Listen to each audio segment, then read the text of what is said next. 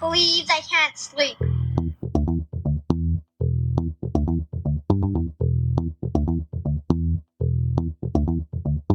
It's time to listen to Courtney at last on the Ramblings of an Insomniac podcast.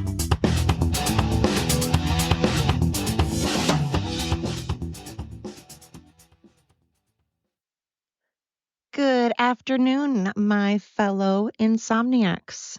How are you this afternoon? Welcome to episode 90. Woohoo! 90.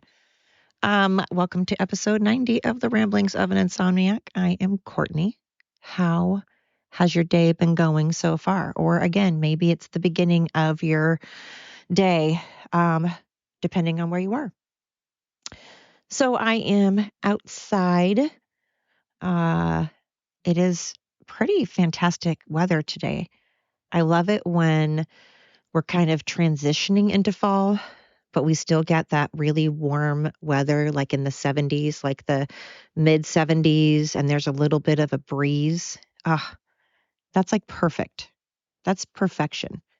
Screw this, 90 or in the hundreds with stagnant, stale air, and the humidity is at like 40%, and you're just like, ugh.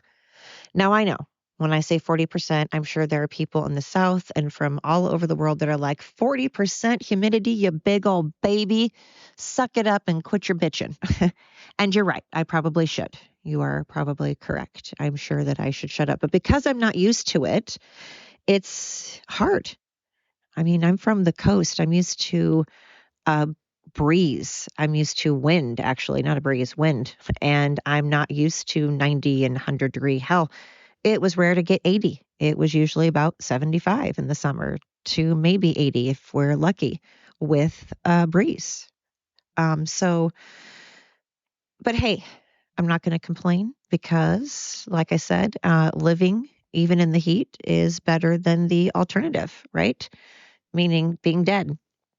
So it's always good to wake up and see a new day, whether that day is so freaking hot you feel like death, or if it's beautiful like today, or even if it's, rainy. I miss the storms. I really do miss the really heavy rain and high winds that we got on the coast. I loved them. I fell asleep. I slept so freaking well. The stormier it was so weird. Just like here when we got the snowstorm in 2000, was it 17, 19, something like that? Excuse me, my nose. Not from crying. My nose is not stuffed up from crying this time. Woohoo! It's just allergies. Anyway, when we got that storm and the trees were falling all over the place, like all around us, for some reason, I was just like, well, I'm going to get some sleep so that I can be prepared and be on it and try to think a little clearer. And I don't know, it was scary, but at the same time, it's almost like the windier it is and the stormier it is, the heavier I sleep. It's insane. But I miss those. And I miss lightning. We had a cool but brief lightning storm like last week. I recorded part of it. It was pretty groovy. Put it on my TikTok. Which you guys should check out, by the way, my TikTok. Rambling from Insomniac. Oh my God, my dogs. Guys, that's enough. They sidetracked me. What was I talking about?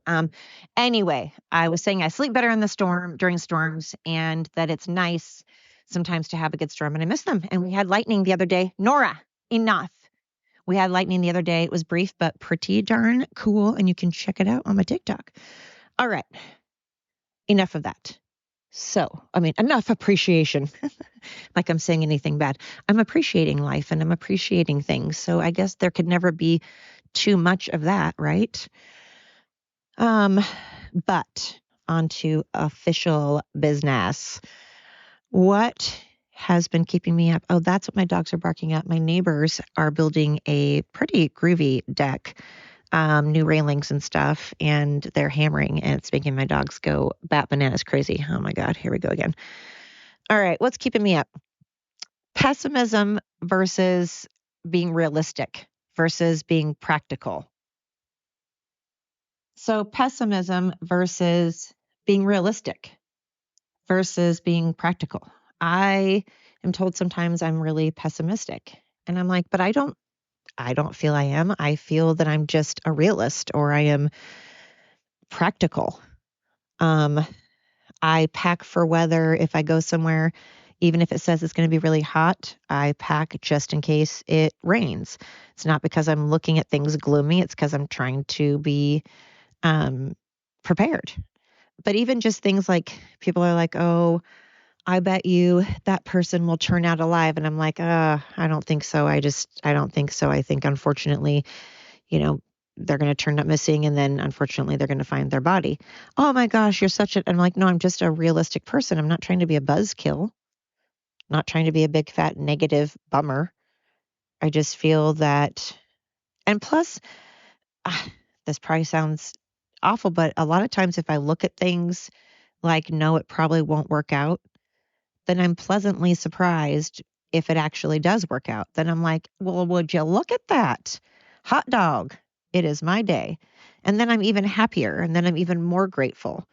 So I almost do it like a self-preservation, or so that I can feel even more grateful.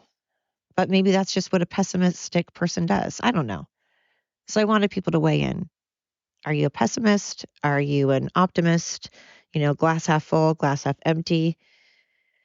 I don't know. I feel like sometimes pessimistic people get lumped in with being logical and realistic and practical, but maybe they're kind of the same thing. I don't know.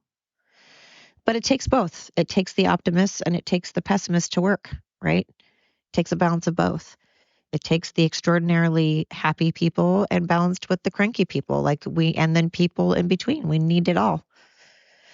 We need a little bit of this, a little bit of that, right? I'm probably going to be one cranky old person that's just negative as hell. I don't know. We'll see. Get off my porch, and be whittling, sitting on her rocker, chewing tobacco, whittling something, and wearing a big old hat, and that ties under my chin. Yeah. People would be like, don't go over to mean old Courtney's. Oh my God, people are yelling over. Ugh. Don't go over to Courtney's house. It's like a Sandlot thing. I don't know. We shall see. Or I'm going to be just bat bananas crazy, running around the aisles of a grocery store, farting and farting with every step I take, just every time I walk. And the one that doesn't remember crap, and who knows, could go any number of ways with me. I don't know. I could be sitting in a corner, rocking in a padded cell. I could be out going, woo, and living like I'm 21, and who knows, being Thelma and Louise. I don't know. Or I can't be Thelma and Louise. I'd be Thelma. I don't know. Who knows? But that's something that I've been thinking about, oddly. And then I was thinking about the fact that not only do some people call me a pessimist, but they're like, man, you have no imagination. You have no imagination. And I'm like, I have an imagination. I just am, again, I'm a very scientific minded person. I am very practical and logical and realistic. So things like Harry Potter, for example, I've never been into the Harry Potter movies. I don't know why. Well, I do know why. I mean, I do. Actually, I don't know why I said that. I do know why. To me, I'm like, but there's no such thing as magic. And there's no such thing as any of this. And people are like, well, yeah, that's the point. It's using your imagination. It's having fun. It's, living in a world that's not realistic. How fun is that? An imaginary world. Isn't that great? And I'm like, no, I don't get it. I can't wrap my head around it. I get the premise. I get the idea. I want to like it. I don't dislike it. I'm not saying I dislike it. I'm just was like, okay. And I just think of questions the whole time. I'm like, but they can't do that. That's not possible. Or if that were possible, how would that work? How would that be possible? How would we make that possible? Can we make it possible? And I just question everything. I was that really, really annoying person in church that asked all the questions, not to be a brat, not to be defiant, not to be disrespectful against somebody's religion. Honestly, it wasn't that at all. I just, again, it was like the logical side of me. I'm like, but I don't understand how that could be possible. Same with Santa Claus. I never believed in Santa Claus. And like I've said on, I think, a couple of podcasts, those people dressed in costumes when I was a child scared the shit out of me. Seeing a gigantic bunny, seeing a gigantic dog walking around with gigantic eyes and a huge head. What the hell? Standing upright, like walking, like animals aren't supposed to walk upright and have that big of eyes. It scared the shit out of me. And I was like, that's not real. That's not practical. That's not normal. This is me at like 2 years old. I have a picture of me at Disneyland. I think I was 3, actually, mortified. I was like, get me the fuck. And then they had to make me, which was very annoying. I should not have been made to do this, but I was made to like pose with like these different Disney characters. And I was like, what the fuck? No. And Santa Claus was really weird to me. Hated that concept. Never wanted to sit on Santa's lap. No, thank you. I thought it was stranger danger. A weird old man that I don't know. Whatever happened to stranger danger? That's very bizarre that we have kids sit on some weirdo's lap and then tell them not to talk to strangers. Here, you're not talking to him. You're only talking to him. You're sitting on his lap. It's weird. No offense to people that do that. I'm not saying anything against it. I'm sorry. I'm not trying to offend anybody. You parent how you want to parent. You do what you want to do. I am not saying my way is right. I'm not saying your way is wrong. You believe in what you want to believe. Do what you want to do. Parent how you want to parent. I personally was just scared crapless of those things because they weren't logical to me, even at a very young age. And I don't feel like it's because I didn't miss anything in my childhood. I have a great imagination. It's just more of an imagination like architecture, like I want, or design or something like that. I want to visualize what a house would look like on the outside or how it would be decorated on the inside, or, photography. I want to see things in a different way. And to me, that's using your imagination. And I believe that there are possibility of spirits, of ghosts. That's not very scientific or logical, but yet I believe in the possibility. So I get called like a fuddy-duddy because, like Lord of the Rings and all these, shows like Harry Potter or movies that are like magical and stuff. I'm just like, I question it the whole time. Again, not to be annoying, not trying to be like, why, like that annoying kid that just says it to piss you off, the annoying kid that you just want to smack because they're like, why? I wasn't like that. I was just like, well, I don't understand. If this happens, then why does that happen? I was just very much a try to dissect it so that it made sense to me, not to try to disprove somebody else. It was never to try to disprove somebody else. It was trying to make it make sense to me, And I kind of think how that's how we should approach things today in today's society with, Republicans and Democrats and all the different races. It's like, look, I don't think we should be spending time trying to convince somebody to believe what we believe or, to think what we think, to see what we see, to hear what we hear. I think that we can just explain why we ourselves feel the way we do and know that our way isn't the only way. People think things through differently. People see things differently. There are autistic people that, are different spectrums that see things and perceive things in a different way. There are people with Down syndrome. There are people with ADHD. There are people that are young and elderly. There are people from different races, different cultures, different religions that perceive things in different ways. It doesn't mean we need to be spending time trying to convince each other why we're wrong, why the other is wrong, and why we are correct. We can just say, hey, this is the reason I believe this. These are the reasons. And I want to hear your reasons. Maybe we can come to some type of common goal, and maybe we can't, but at least we heard each other, and at least we now know. And besides, again, I always say this, I don't feel like you can form an opinion if you don't have all sides of the story, if you don't have all the facts or all the information. So you have to hear even things that you may not agree with, because if you're going to form an opinion, you have to get all the information, gather all the facts from all sides, from all angles. And then you can form an opinion. I mean, technically, you can form an opinion even before you gather facts. Of course, you can form an opinion right away without any information whatsoever. I'm just saying, I feel it's best. I feel you should gather information before you actually make an opinion on something. But anyway, so people accuse me of being pessimistic and having no imagination. And I say, hey, I'm offended. No, I'm not offended. I disagree. And that is why. What else? I was also wanting to talk about, sorry, excuse my piece of paper here. I want to talk about being an introvert and how everybody calls himself an introvert, and including myself. And then people make fun of people when they're like, everybody's an introvert now. Oh my God, everybody calls themselves an introvert now. Well, maybe a lot of people are an introvert now because of the fact that we have the internet and we have social media and no one needs to be outside anymore. And no one can handle being around people anymore because we've sheltered ourselves so freaking much because of social media. And now you don't have to, go out anywhere. Everything is delivery service. You can have pretty much everything in the world delivered to you. It's like that movie with Sandra Bullock, The Net. It's pretty scary. It's just like the movie The Net with Sandra Bullock.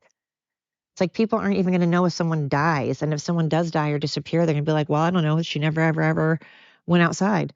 And things are going to be very easy to erase or steal your ID.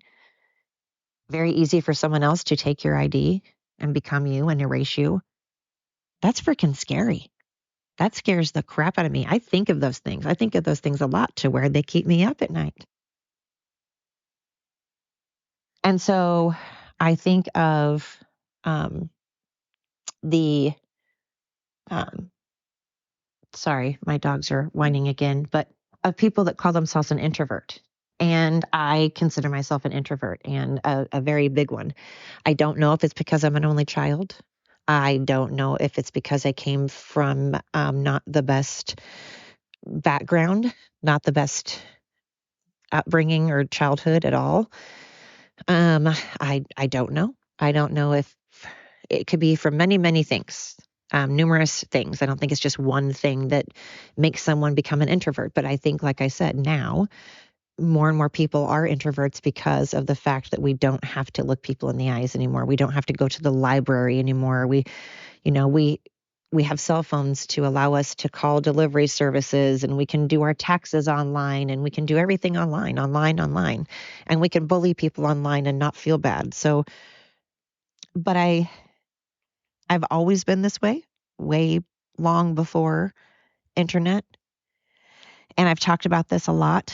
People always seem shocked when I say that. People that don't know me like really well, I guess, seem shocked. But if you know me and you've paid attention, I've never been one to really keep in touch. I will, now that social media is a thing, it's easier to do that. And because, quite honestly, it's not in person, I do it a lot easier. I'm one of those people. I'm one of those people that kind of like the idea of the internet because I don't have to be around people, because I can do everything in the background. But at the same time, like I've talked about before, job interviews and stuff, I think should be in person. I think people should want you to fill out a resume and see if you have good penmanship, or if you know how to form a sentence, and if you dress appropriately and all of that. If you have a good handshake, if you look them in the eyes. So I think there's still a lot of things that should be done. Most things should still be done in person. A lot of things should still be done in person. And things are way too convenient now and too easy now. So we're becoming lazy introverts. But at the same time, because I'm an introvert, I'm like, well, this is handy. This is an introvert's dream come true. But the level of anxiety that I get, I don't think people understand, because I cover it up by talking a lot.